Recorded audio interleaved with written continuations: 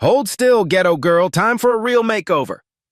Security guard Tom Williams gripped Maya's wrists, pinning her arms to the plastic chair. Dr. Richard Matthews grabbed her hair and yanked her head back. His electric razor tore through her natural twists. Chunks of black hair scattered across the white break room floor. Maya Johnson sat motionless, despite being restrained. The other nurses gasped and pulled out phones. Tom's face showed conflict, but he held firm under the doctor's authority. "This is what a professional looks like," Dr. Matthews declared, shaving another strip. He kicked the fallen hair with his Italian leather shoe. "Maybe now you'll fit our standards." Maya's Hermes keychain caught the fluorescent light as she checked her watch. 2:47 p.m., 13 minutes left. Maya never flinched. Have you ever watched someone destroy themselves without knowing it while their victim counted down to their revenge? 2:50 p.m., 3 minutes. Earlier, Maya had entered the break room carrying her simple lunch in a reusable container. The fluorescent lights hummed overhead as she chose an empty table near the window. Her natural hair was styled in professional twists that framed her face beautifully, a style that had taken 2 hours at the salon last weekend. Dr. Matthews was already there with 3 residents, telling what he clearly thought was a hilarious story about diversity hires lowering standards. His voice carried across the room with practiced arrogance. The residents, all young, all white, all desperate for his approval, laughed at exactly the right moments. "I swear they're hiring anyone with a pulse these days," he said, not bothering to lower his voice. "Affirmative action at its finest. Standards going straight down the drain." Maya ignored the comment and opened her tablet to review patient charts. Mrs. Rodriguez in room 314 needed her medication adjusted. Her blood sugar levels had been fluctuating despite the new insulin regimen. Mr. Carter's blood pressure was finally stabilizing after the cardiac episode. She made notes with careful precision, her handwriting neat and professional. "Speaking of which," Dr. Matthews continued, his eyes finding Maya, "look what the diversity program dragged in today. Perfect timing for my little demonstration." The residents chuckled nervously. Dr. Peterson, fresh out of medical school, shifted uncomfortably but said nothing.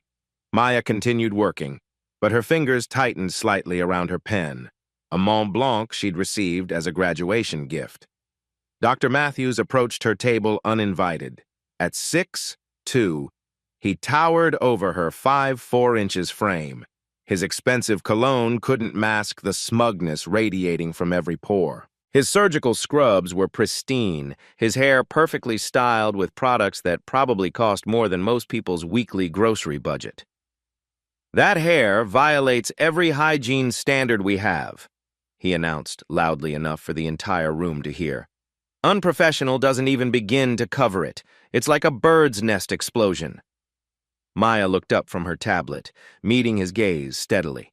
"My hair is clean and properly secured according to hospital policy, Dr. Matthews. I reviewed the employee handbook thoroughly." "Policy?" He laughed, a sound like breaking glass. "I am the policy here. 20 years of surgery gives me that authority, and I say you look like you just rolled out of bed in the projects." Several nurses at nearby tables shifted uncomfortably. Nurse Jennifer Walsh quietly moved closer, her phone already in her hand. Someone's pager buzzed with an urgent notification from the ICU. Dr. Matthews grabbed the maintenance cart from the corner, where janitor Carlos had left an electric razor after trimming the artificial plants in the lobby. The tool felt heavy in his hands as he tested the motor. The buzz filled the room with mechanical menace. "Time for some on-the-spot education," he declared, his voice taking on the theatrical quality he used during surgical demonstrations. "Consider this a practical lesson in professional appearance." Maya's military training kicked in. She remained seated but alert, every muscle ready. "Dr. Matthews, I need to return to my patients. Mrs. Rodriguez is expecting her evening medication. Your patients can wait. This is more important than whatever charity case you're babying upstairs." He moved behind her chair with predatory slowness. Maya felt his presence like a storm cloud, but she didn't turn around. Her phone screen showed 2:51 p.m., 12 minutes left. Her heart rate remained steady, Army discipline held firm. "Tom, doctor," Matthews called the security guard. "Little help here. We need to maintain order during this educational moment." Tom Williams hesitated in the doorway. his massive frame filling the entrance. He'd worked at St. Catherine's for 8 years, seen too many power plays, witnessed too much casual cruelty from men in white coats. He'd seen Dr. Matthews' temper before, but nothing like this public spectacle. "Doc, I don't think this is— Are you questioning my authority, Tom?" Matthews' voice carried the weight of 20 years in surgery, hundreds of successful operations, and the unspoken threat of career destruction. "This is a matter of professional standards. Hospital protocol demands compliance." Tom looked at Maya, then at the growing crowd of staff members pressing against the doorway. His radio crackled with routine calls from other floors, a patient requesting extra blankets, a visitor asking for directions. Protocol demanded he support the doctors even when his conscience screamed otherwise. His own daughter was about Maya's age, working as a teacher in Oakland. Slowly, reluctantly, Tom approached Maya's chair, his footsteps echoing on the polished linoleum. "Ma'am, if you could just cooperate, please. Make this easier on everyone." Maya met his eyes directly. She saw the apology there, the shame, the impossible position Dr. Matthews had put him in. She understood the system's machinery, how it ground up good people who couldn't afford to resist. She nodded almost imperceptibly. "It's okay, Tom. Do what you have to do. I understand." Tom's large hands circled her wrists gently, but his grip was firm and inescapable. Maya didn't resist as he positioned her arms against the chair. She could have fought back. Her Army self-defense training was still sharp after 3 years of civilian life, but that would only escalate everything and give Matthews more ammunition. Dr. Matthews positioned himself behind her, razor in hand, savoring the theatrical moment. "Now we begin the real lesson. Pay attention, everyone." Resident Dr. Sarah Kim pulled out her phone instinctively. The live stream app was already open from showing her morning workout to her sorority sisters. Without thinking, she hit the broadcast button and started recording. "OMG, you guys, you absolutely won't believe what's happening right now," she whispered to her audience. The viewer count started at 0, then climbed steadily. 3 viewers, 8 viewers, 15 viewers, 23 viewers. Maya closed her eyes briefly, centering herself with breathing techniques learned in basic training, then opened them with renewed focus. Her Hermes keychain caught the fluorescent light as she checked her watch one final time. 2:52 p.m. 11 minutes remained. Despite her restrained position, she managed to open her phone's notes app and began typing with her thumbs. Her fingers moved quickly and precisely, documenting everything. Exact timestamps, witness names, verbatim quotes, physical descriptions. Dr. Matthews didn't notice her digital record-keeping. He was too busy savoring his moment of absolute power, too confident in his untouchable authority to consider any possible consequences. 20 years of unchallenged dominance had made him careless. The electric razor hummed to life with mechanical inevitability. Maya took a deep breath and prepared herself mentally for what came next. "This is going to hurt you more than it hurts me," Dr. Matthews said with a laugh that chilled every decent person in the room. He was wrong about that. Very, very wrong. 2:53 p.m. The electric razor bit into Maya's hairline. Her beautiful twists fell away in chunks, scattering across the break room floor like discarded dreams. Dr. Matthews worked with surgical precision, each stroke deliberate and humiliating. "Oh, look at this mess!" he announced to his growing audience. "This is what happens when standards slip, when we prioritize diversity over quality." The live stream viewer count exploded. 156 viewers, 342 viewers, 589 viewers. Comments flooded the screen faster than anyone could read them. "Someone call the police! This is assault! Fire this racist doctor! Where is this happening?" Dr. Sarah Kim's hands trembled as she held her phone steady. She'd never seen anything like this in medical school. Part of her wanted to stop recording, but another part knew this needed to be documented. Maya remained perfectly still as more hair fell. Her scalp showed through in irregular patches where the razor had passed. She continued typing notes on her phone with mechanical precision. 2:53 p.m., physical assault documented, multiple witnesses present, continuing to gather evidence. "You're awfully quiet," Dr. Matthews observed, pausing his work to address Maya directly. "A cat got your tongue? Or maybe you're finally learning some respect." Maya looked up at him through the phone cameras capturing everything. I'm listening very carefully, Dr. Matthews, taking note of every word. Something in her tone made him pause, but his arrogance quickly reasserted itself. Good. Maybe there's hope for you after all. 2:54 p.m., Hospital Administrator Rebecca Carter burst through the break room doors, her expensive heels clicking on the linoleum. She'd been alerted by panicked calls from 3 different department heads. Her perfectly styled hair and designer suits screamed corporate authority. "What in God's name is going on here?" she demanded. The room fell silent, except for the continued buzzing of the razor. Dr. Matthews didn't stop his work, but he smiled broadly. "Ah, Rebecca, perfect timing. Just handling a minor policy enforcement issue, making sure everyone understands our professional standards." Rebecca's eyes took in the scene. Maya restrained in the chair, hair scattered across the floor, phones recording everything. Tom Williams looking like he wanted to disappear into the wall. "Richard, you need to stop this immediately. Do you have any idea what this looks like?" "It looks like leadership," Dr. Matthews replied smoothly. "Something this hospital has been lacking lately, too much coddling of substandard employees." Rebecca pulled out her own phone and started making calls. "Legal department? We have a situation. No, a big situation. Get up here now." Maya watched the administrator's reaction carefully. Rebecca wasn't horrified by the racism, she was terrified by the liability. The distinction was important and telling. 2:55 p.m. The break room had become a circus. Word had spread through the hospital like wildfire. Nurses crowded the doorway, some filming, others calling their union representatives. Maintenance staff gathered in the hallway, led by Carlos, who'd witnessed too much discrimination in his 20 years of janitorial work. Dr. Peterson, the young resident, finally found his voice. "Dr. Matthews, shouldn't you consider keeping your mouth shut?"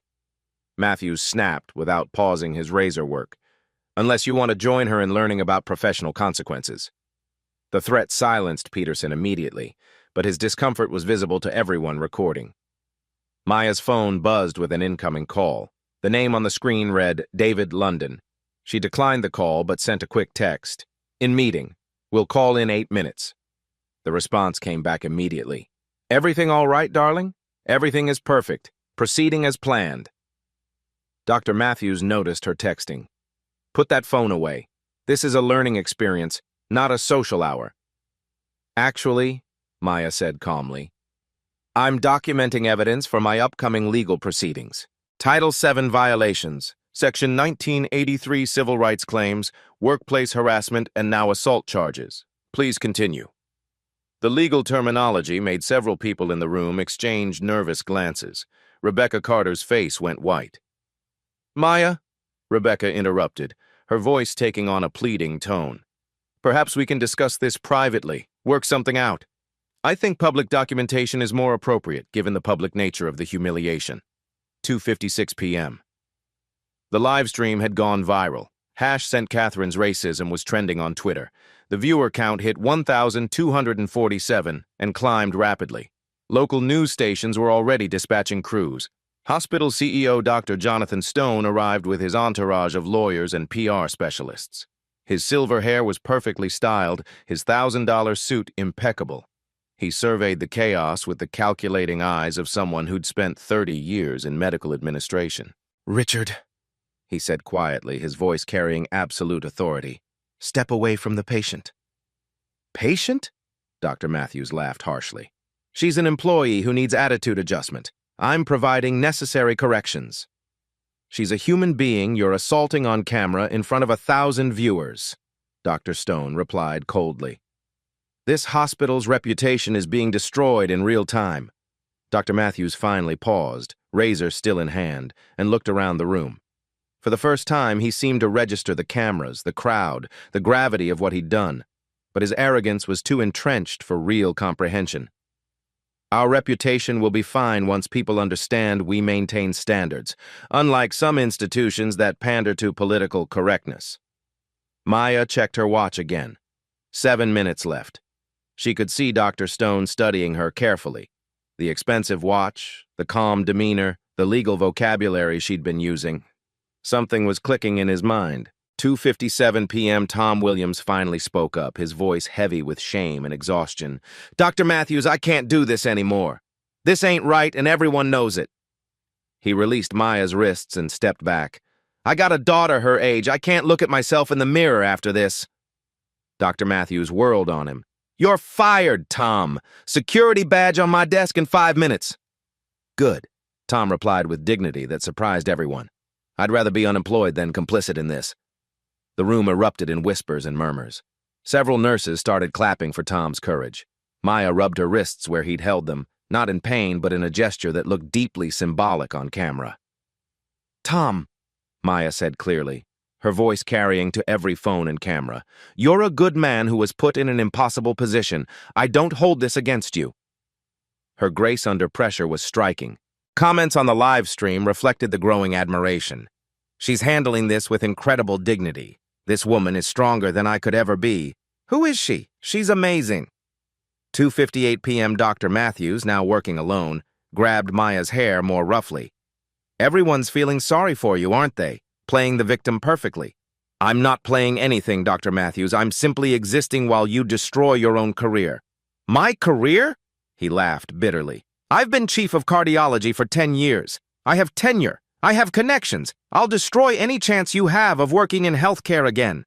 Maya met his gaze steadily. "Dr. Matthews, are you threatening me? I'm educating you about reality. I have influence. You have nothing." The clock on the wall showed 2:59 p.m. Maya's phone rang again. This time she answered, putting it on speaker. "Maya? Honey, where are you?" The voice was warm, authoritative, distinctly upper class with a slight British accent. Wellington frowned at the familiar tone. "I'm handling something, Dad. I'll be right there." "Dad?" Dr. Matthews laughed loudly. "Seriously? Some fake daddy calling to save you? What's next? Claiming your royalty?" "The board is assembled," the voice continued through the phone. "The press conference starts in 30 seconds. We can't announce the new hospital ownership structure without you there." Complete silence fell over the break room. Dr. Matthews' face went white. Maya smiled for the first time since the ordeal began. "Actually, Dr. Matthews, I think it's time you met my father." She stood up from the chair, Tom no longer restraining her. Her movement was fluid, confident, and somehow regal despite her shaved and brutalized appearance. "Dr. Matthews," Maya said, turning back one final time, "when someone tells you they're going to be somewhere in exactly 13 minutes, maybe you should ask where they're going." The live stream viewer count hit 4,127 as Maya walked toward the door with quiet dignity, heading toward the elevator that would take her to the executive conference room on the 20th floor. Behind her, Dr. Matthews stood frozen, the implications of what he'd just heard finally beginning to penetrate his arrogance. The electric razor fell from his numb fingers, clattering on the floor beside the scattered remnants of Maya's hair. 3 p.m., executive conference room, 20th floor. Maya stepped out of the elevator into the marble-floored executive suite. Her brutalized scalp caught the afternoon light streaming through floor-to-ceiling windows. 12 board members in expensive suits turned to stare at her appearance. At the head of the mahogany table sat Chairman Robert Davidson, 62, silver-haired, commanding presence in a $10,000 Savile Row suit. His eyes locked onto his daughter's shaved head. His expression remained neutral, but his knuckles whitened as he gripped his Mont Blanc pen. "Gentlemen, ladies," Chairman Davidson announced, his British accent crisp with controlled fury, "meet my daughter, Maya Davidson, your new Chief Administrative Officer." The room erupted in confused murmurs. Several board members recognized Maya as that nurse, but had never questioned why she attended charity galas at the head table. Maya took her seat at her father's right hand, a position of clear succession. Her simple scrubs contrasted starkly with the boardroom's luxury, making her brutalized appearance even more jarring. "Maya will now brief you on the incident that just occurred 20 floors below us." 3:01 p.m. Meanwhile, breakroom chaos. Dr. Matthews stood frozen, electric razor still in his numb hand. The live stream exploded to 8,000 viewers. Comments flooded the screen faster than anyone could read them. The reality was beginning to penetrate his arrogance, but denial still clouded his thinking. CEO Dr. Stone grabbed Rebecca Carter's arm. "Rebecca, tell me you knew who she was." "I thought she was just another diversity hire," Rebecca whispered, her face ash white. Oh, God, we're finished. Hospital attorney Margaret Foster burst through the crowd, phone pressed to her ear.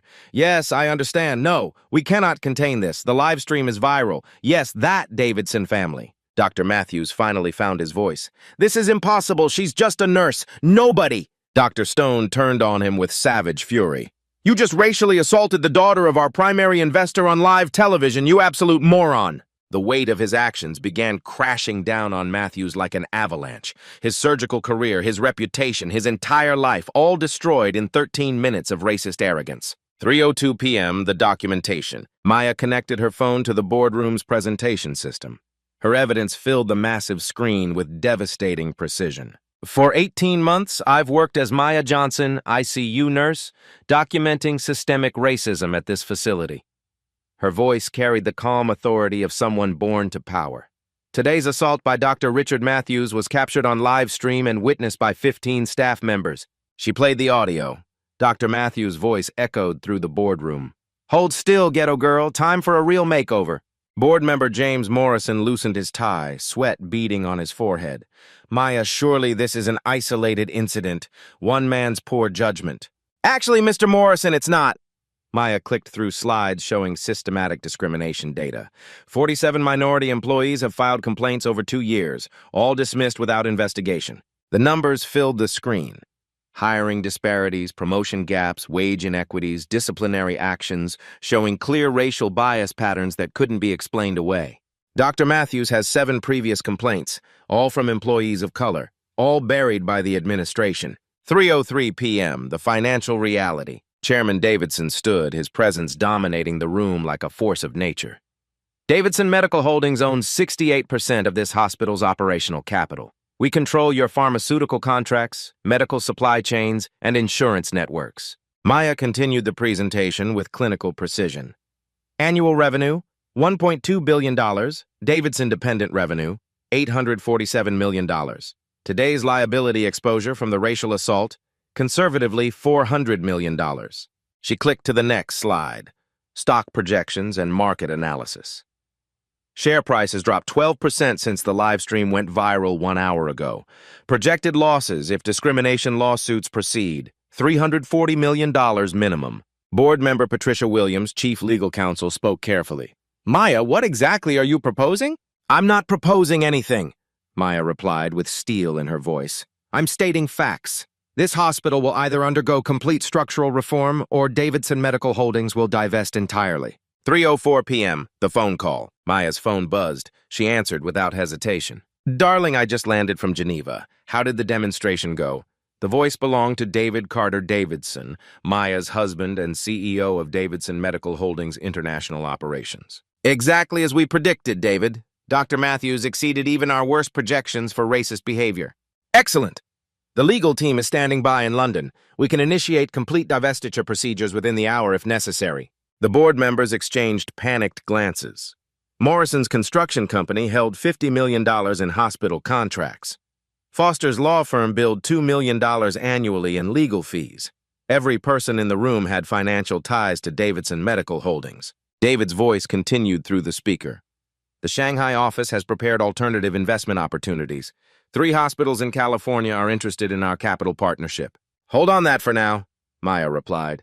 I'm giving them 48 hours to prove they can change. 3:05 p.m., the evidence mountain. Maya clicked to her next presentation slide, a comprehensive database of discrimination incidents she'd personally documented. I have photographs, audio recordings, witness statements, and documentation of 47 separate incidents of workplace discrimination. Names, dates, exact quotes, financial damages to affected employees. The slides showed systematic patterns. Minority employees passed over for promotions despite superior qualifications. Disciplinary actions. Disproportionately targeting people of color, salary disparities that couldn't be explained by experience or education. Every incident was reported through proper channels. Every complaint was dismissed or buried. The pattern shows institutional racism, not individual prejudice. Board member Foster leaned forward desperately. Maya, these are serious accusations. How do we know this evidence is authentic? Maya smiled coldly. Because I lived it, Margaret. Every racist comment, every dismissive gesture, every microaggression. I experienced what every minority employee faces when they think you're powerless. 3:06 p.m. The ultimatum. Chairman Davidson returned to his seat, his movements deliberate and controlled. The terms for Davidson Medical Holdings' continued partnership are non-negotiable. Maya took over, her voice carrying absolute authority despite her brutalized appearance. Immediate termination of Dr. Matthews and any administrator who supported today's assault. Complete restructuring of HR policies with independent oversight. Mandatory bias training for all staff, administered by external consultants. Public acknowledgement of institutional failures with concrete reform commitments. She paused, letting the weight of consequences settle over the room. Furthermore, establishment of a $10 million fund for affected minority employees, creation of an independent oversight committee with 50% minority representation, and quarterly public reporting on diversity metrics. Morrison wiped sweat from his brow. Maya, these demands would fundamentally alter hospital operations. Yes, Maya replied with calm finality. They would create an institution worthy of our family's investment, or you can explain to your stakeholders why you chose to protect racist employees over $847 million in annual revenue. Chairman Davidson stood, signaling the meeting's conclusion. You have 48 hours to vote and implement these reforms. Davidson Medical Holdings will respond accordingly. As father and daughter moved toward the elevator, Maya turned back once more. Her shaved head caught the light, a powerful symbol of dignity maintained under assault. The next time someone tells you they need to be somewhere in 13 minutes, you might want to ask who's waiting for them. The elevator doors closed, leaving the board in stunned silence as the magnitude of their situation settled over them like a death sentence. 3:07 p.m. Emergency board vote. The boardroom fell into chaos the moment Maya and her father left. 12 of the most powerful people in California healthcare sat in stunned silence, processing the magnitude of their situation. Board member James Morrison broke first. We're fucked. Completely and utterly fucked. His construction empire depended on hospital contracts worth $47 million annually. Without Davidson backing, those deals would evaporate overnight. Legal counsel Margaret Foster frantically calculated liability exposure on her laptop. Discrimination lawsuit settlements could reach $400 million. Our insurance covers $50 million maximum. The hospital would face immediate bankruptcy. CEO Dr. Stone paced behind his chair like a caged animal. 20 years building this institution's reputation, destroyed in 13 minutes by that racist sociopath. Patricia Williams, the only black board member, spoke with quiet fury. I warned you about Matthews repeatedly. 7 discrimination complaints ignored, 7 opportunities to prevent this disaster. Morrison turned on her defensively. Patricia, you never said it was this serious. I said he was creating legal liability. You dismissed it as oversensitivity. Now we're facing complete financial ruin because you protected a racist. 3:10 p.m. The financial reality Foster displayed the hospital's financial structure on the conference room screen. The numbers told a devastating story of Davidson dependency. Davidson Medical Holdings, 68% ownership stake, $847 million in controlled revenue streams. If they divest completely, we lose pharmaceutical contracts worth $234 million annually, medical supply partnerships worth $156 million, and insurance network access representing $312 million in patient billing. She clicked to the next slide. Our bonds are rated based on Davidson's backing. Without them, we face immediate downgrade to junk status. Construction loans for the new cardiac wing, $200 million, become callable within 30 days. Dr. Stone slumped into his chair. So we're not just facing lawsuits, we're facing complete institutional collapse. Correct, Foster replied grimly. Davidson doesn't need to sue us into bankruptcy. They can simply withdraw and watch us die. Board member Susan Carter raised her hand tentatively. Could we find alternative investors? Replace Davidson's capital? Foster shook her head.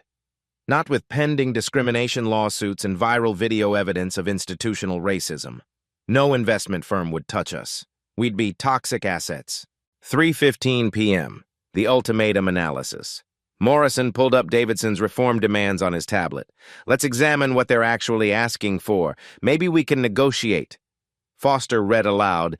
Immediate termination of Dr. Matthews. That's done. He's finished anyway. Complete HR restructuring with external oversight. Expensive but manageable. Mandatory bias training for 2,847 employees.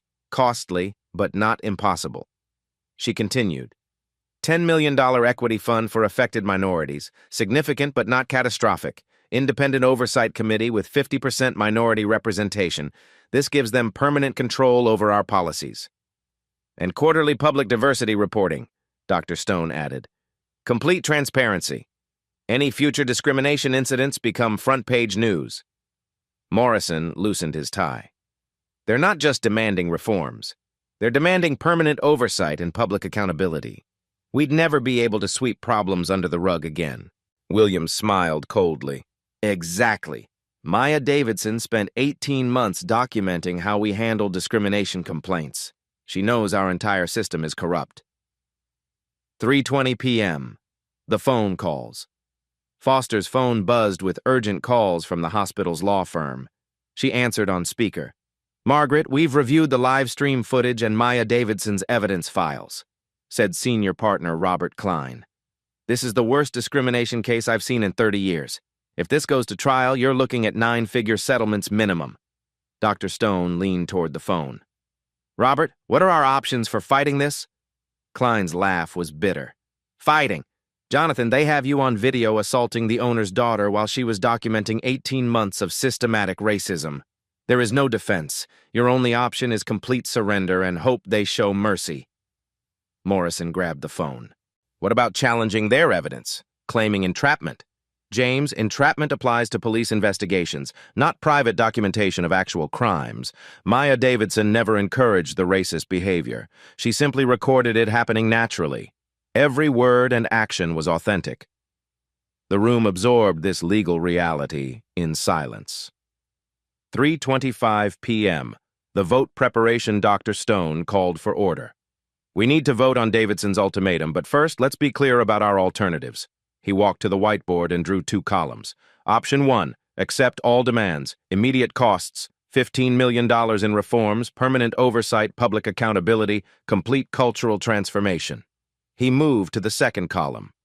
Option 2, refuse demands. Davidson divests immediately. Hospital faces $400 million in lawsuits, loses $847 million in revenue, bonds downgraded to junk status, construction loans called, and institutional bankruptcy within 6 months. Williams stood up. There's a third option you're ignoring. We could have prevented this entirely by addressing discrimination complaints properly from the beginning. Morrison shot back angrily. Hindsight doesn't help us now, Patricia. No, but understanding how we got here might help us make better decisions going forward, Williams replied firmly. 3:30 p.m., the reckoning Foster received a text message and went pale. The live stream has been viewed 15 million times. #St. Catherine's racism is trending in 12 countries. CNN wants an interview. The New York Times is running a front-page story tomorrow. Dr. Stone realized the full scope of their crisis.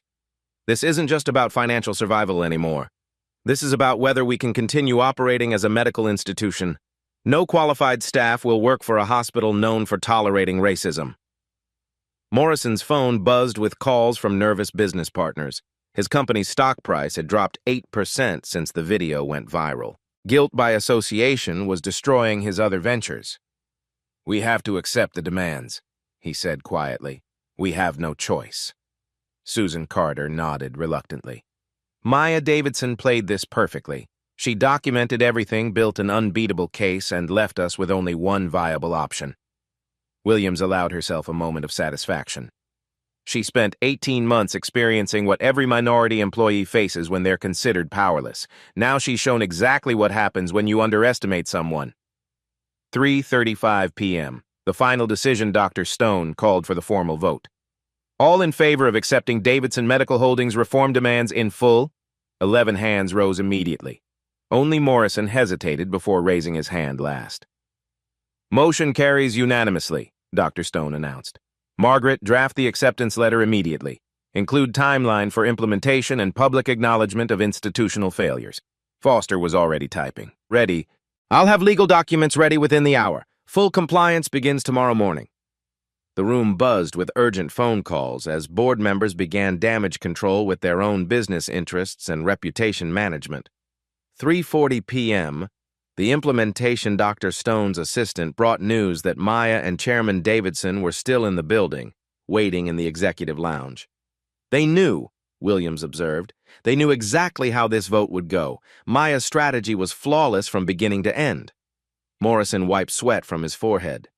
She let us humiliate and assault her publicly to build a case we couldn't fight. That takes incredible courage and strategic thinking.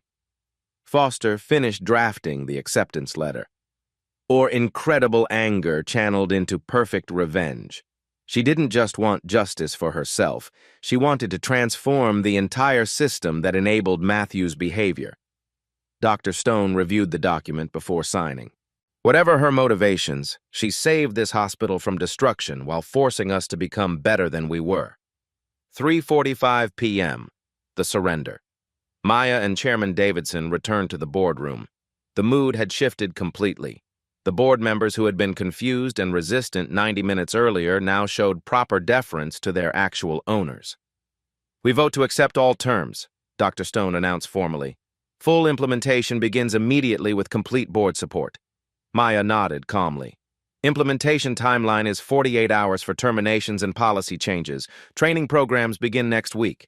The equity fund will be established within 30 days. Chairman Davidson added, "Davidson Medical Holdings will monitor compliance closely. This transformation is not optional or temporary. It's permanent and non-negotiable." As they prepared to leave again, Maya turned back once more. Her shaved head and calm dignity created a powerful image that would haunt the board members for years. "You'll find that treating all employees with dignity and respect actually improves patient care, staff retention, and financial performance. Justice and profitability aren't mutually exclusive." The elevator doors closed on their complete victory, leaving the board to begin the most comprehensive corporate transformation in hospital history. 48 hours later, dawn of change. The transformation began at 6 a.m. with security escort teams arriving at Dr. Matthews' luxury home in Beverly Hills. His termination was swift and absolute, 20 years of surgical privilege ending with a cardboard box and photographers capturing his humiliation. Matthews emerged from the hospital for the last time, his Armani suit wrinkled, his surgical confidence shattered. The man who had wielded a razor against Maya now faced the blade of consequences.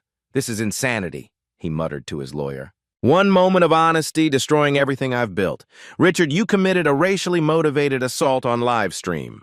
Attorney David Sterling replied coldly. "Honesty would have been admitting your prejudice and getting help. This was criminal behavior." By noon, Matthew's medical license was suspended pending investigation. His malpractice insurance was canceled. His country club membership was revoked. The California Medical Board opened formal proceedings that would likely end his career permanently. Administrator Rebecca Carter and HR Director Mike Kelton faced similar fates. Their complicity in systemic discrimination, documented through Maya's evidence, made them legally toxic. No healthcare institution would hire executives associated with viral racism. The new leadership structure, Dr. Patricia Williams, stepped into the CEO role with a mandate for complete cultural reconstruction. Her first executive decision established the Maya Davidson Center for Healthcare Equity, a permanent oversight body with independent authority to investigate discrimination complaints. "We're not just removing bad actors," Dr. Williams announced at an all-staff meeting. "We're building systems that prevent future abuse and protect every employee regardless of race, gender, or background." The changes were comprehensive and immediate. The SafeSpeak anonymous reporting system launched with guaranteed 24-hour response times. Every complaint would be investigated by external auditors, eliminating internal conflicts of interest that had buried previous reports. Mandatory bias training began for all 2,847 employees. Harvard Business School's Center for Inclusion designed intensive workshops that went far beyond superficial seminars. Surgeons, nurses, custodial staff, and administrators all participated in identical programs emphasizing unconscious bias recognition and cultural competency. Tom Williams, redemption security guard Tom Williams, fired for refusing to continue restraining Maya, was personally invited back by Chairman Davidson with a promotion to security chief. Standing before the assembled staff, Tom's voice carried the weight of hard-earned wisdom. I was wrong to participate in that assault initially. No authority figure has the right to demand you compromise your conscience. When I finally did the right thing, I lost my job but kept my soul. The staff erupted in sustained applause. Tom's daughter, watching the live stream from Oakland, texted, "Proud of you, Dad. You showed me what courage looks like." His reinstatement sent a clear message. Moral courage would be rewarded, not punished, in the hospital's new culture. Systemic transformation results. Within 6 months, the data showed dramatic improvements across every measurable category. Patient satisfaction scores increased by 31% as diverse medical staff provided better cultural competency and language services. The hospital became a preferred destination for minority patients who had previously avoided seeking care due to discrimination concerns. Staff retention among minority employees improved by 67%. When people feel respected and valued, they perform better and stay longer. The constant turnover costs that had plagued the hospital for years disappeared, saving millions in recruitment and training expenses. Medical error rates decreased by 23%. Diverse teams catch more mistakes and provide different perspectives on patient care. The improved workplace communication and reduced tension created a safer environment for everyone. Financial performance exceeded all projections. Despite initial concerns about reform costs, the hospital's reputation for inclusivity attracted new patients, top-tier medical talent, and additional investment opportunities from socially conscious healthcare funds. The $10 million equity fund Maya personally reviewed each of the 47 documented discrimination cases, ensuring settlements reflected actual damages and lost opportunities. Nurse Jennifer Walsh received $180,000 for missed promotions. Custodial supervisor Carlos Rodriguez got $95,000 for wage disparities and hostile work environment damages. The fund wasn't just about money. It was public acknowledgement that discrimination had real victims with real losses.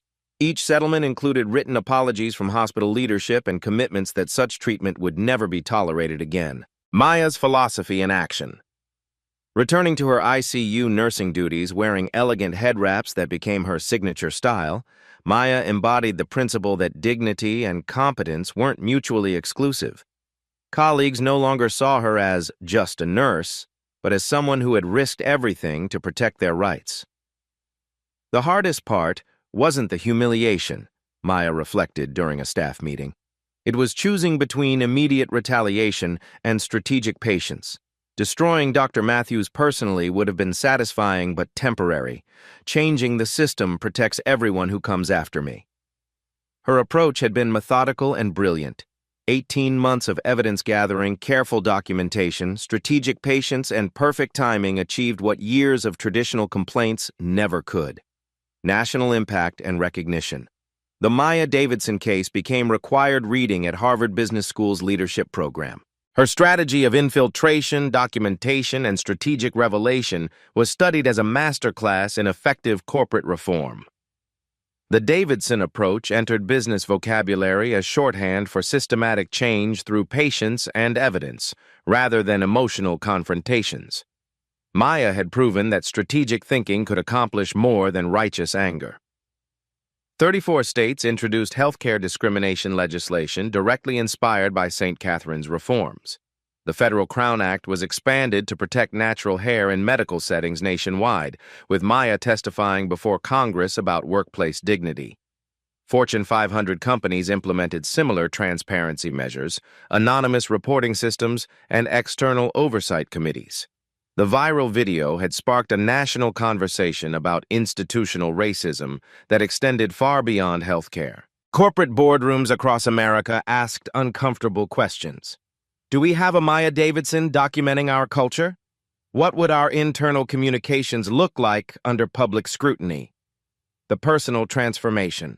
Maya's marriage to David Carter Davidson grew stronger through the crisis. He had supported her dangerous strategy without trying to intervene or protect her from necessary suffering. I married a nurse who became a revolutionary, David told Forbes magazine. She could have revealed her identity immediately and avoided the assault. Instead, she endured humiliation to build a case that would protect thousands of other employees. Chairman Davidson expressed profound pride in his daughter's courage and strategic brilliance. Maya taught me that true power isn't the ability to crush your enemies immediately. It's the wisdom to endure temporary defeat in service of permanent victory. The Davidson family's reputation was enhanced rather than damaged. Their commitment to justice over profit, their willingness to risk financial losses for moral principles, and Maya's personal sacrifice for systemic change earned respect across racial and political lines. Dr. Matthews' downfall. 6 months later, Richard Matthews sat in his studio apartment, unemployed and facing multiple lawsuits. His surgical skills, once his source of pride and power, were irrelevant without a medical license or hospital privileges. The institution he claimed to protect through his racism was thriving without him. Patient outcomes improved, staff morale soared, financial performance exceeded expectations. His absence had made everyone safer, happier, and more successful. Matthews finally understood the terrible irony. His racist behavior had been the real threat to hospital standards, not Maya's natural hair or any minority employee's presence. A new standard. St. Catherine's Hospital became the gold standard for inclusive healthcare nationwide. Medical students requested rotations specifically to experience the transformed culture. Other hospitals hired former St. Catherine's staff to implement similar reforms at their institutions. The live stream video that began as documentation of racist assault became a training tool for recognizing and preventing workplace discrimination. Maya's calm dignity under attack, her strategic patience, and her systematic approach to institutional change inspired a generation of advocates. The quiet revolution was complete. Maya had proven that justice achieved through institutional transformation was more powerful and lasting than personal revenge. The system that had protected Dr. Matthews and enabled his behavior was dismantled and rebuilt with equity as its foundation.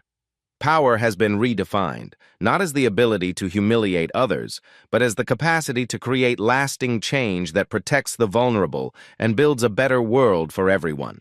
1 year later, the ripple effect. Maya Davidson Chen adjusted her silk head wrap in her private office mirror. The scar tissue had healed, but she kept her head covered as a symbol of transformation. Outside her window, construction crews worked on the new Maya Davidson Wing for Inclusive Medicine, a $150 million expansion funded by the hospital's increased success. The transformation exceeded all expectations. What began as viral racist brutality had become a blueprint for institutional change studied worldwide. Maya's philosophy proven. Power isn't about revenge, Maya reflected during her staff meeting. It's about creating change that outlasts your anger. I could have destroyed careers immediately using my family's influence. Instead, I built a system that protects everyone who comes after me. Her approach revolutionized corporate accountability. The Davidson method, strategic patience, documentation, and precise timing, was now taught in business schools as the gold standard for institutional reform. Rather than pursuing immediate satisfaction, Maya had channeled anger into systematic change, protecting thousands of future employees. Her temporary suffering purchased permanent transformation. National movement impact. Maya's story sparked the #DignityAtWork movement, generating 3.2 million social media posts from workers sharing discrimination experiences. 37 states passed workplace anti-discrimination legislation directly inspired by her case. Fortune 500 companies scrambled to implement Davidson-style transparency measures. Anonymous reporting systems and external oversight became industry standards. Corporate America learned it was cheaper to prevent discrimination than suffer the consequences of enabling it. Maya had made equality profitable by demonstrating the massive costs of institutional racism. Personal transformations. Tom Williams became a national speaker on workplace moral courage. No job is worth compromising your soul, he told audiences across the country. Dr. Patricia Williams transformed St. Catherine's into California's most diverse and successful hospital. Patient outcomes improved dramatically, while discrimination complaints dropped to zero, proving inclusive leadership created better results for everyone. Even former antagonists found redemption. Several doctors who filmed Maya's assault became advocates for workplace dignity, using their experience as cautionary tales about remaining silent during injustice. Maya's legacy. The Davidson Medical Holdings empire strengthened through the crisis. Investors flocked to a company proving ethical leadership under pressure.